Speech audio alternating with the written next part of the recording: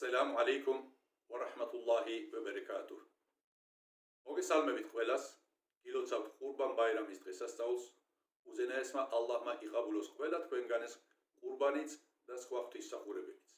მინდა აქედან მიულოცე ასევე ჩვენს ძმებსა და დებს, რომლებიც ჰაჯობაზე იმყოფებიან, იქ ასრულებენ ჰაჯობის ღვთისმსახურებას, იქ შესწირავენ თავიანთ ყურბნებს. უზენაესმა ალლაჰმა მათაც უყაბულოთ თავიანთი ჰაჯობა და მსხვერპლშეწირვა და შინ ისეთივე უცოდველები დააბრუნონ, როგორი უცოდველებიც და სპეტაკებიც მოევლინენ ამ ქვეყანას. უზენაეს ალლას შევთხოვ, რომ ეს ყურბან ბაირამის დღესასწაული დასაბამი ყოფილიყოს მთელ მსოფლიოში მშვიდობის, სიხარულისა და ბედნიერებისა.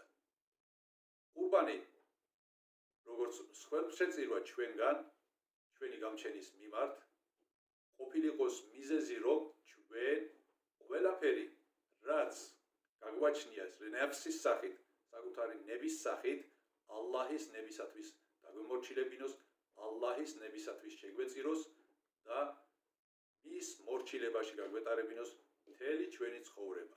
სწორედ ხომ ეს არის ჩვენი რწმენის შინაარსი და დედააზრი, რომ მორწმუნემ ყველაფერი მიუძღვნას და დაუმორჩილოს თავის გამჩენს, როგორც წირავს ყურბანს.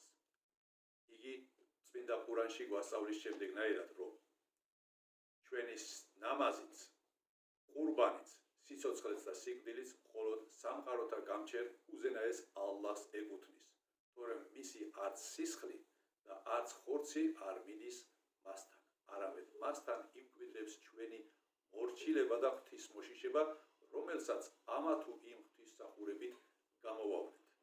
გილოცავთ კიდევ ერთხელ და გისურვებთ უსაზღვრო სიხარულსა და